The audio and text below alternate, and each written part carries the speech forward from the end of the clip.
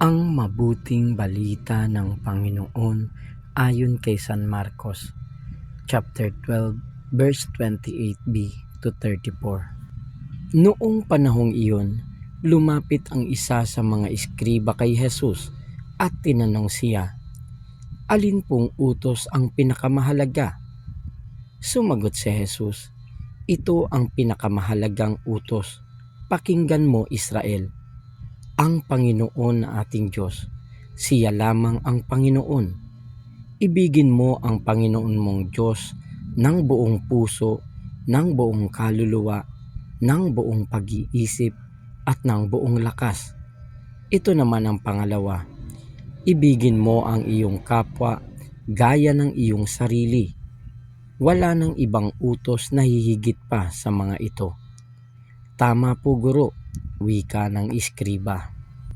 "Totoo ang sinabi ninyo. Iisa ang Diyos at wala nang iba liban sa Kanya. At ang umibig sa Kanya ng buong puso, buong pag-iisip at buong lakas, at ang umibig sa kapwa gaya ng kanyang sarili ay higit na mahalaga kaysa magdala ng lahat ng handog na susunugin at iba pang mga hain."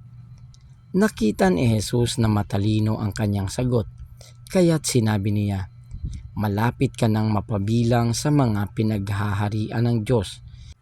At wala nang nangahas magtanong kay Jesus mula noon. Ang mabuting balita ng Panginoon. Pinupuri ka namin, Panginoong Hesukristo.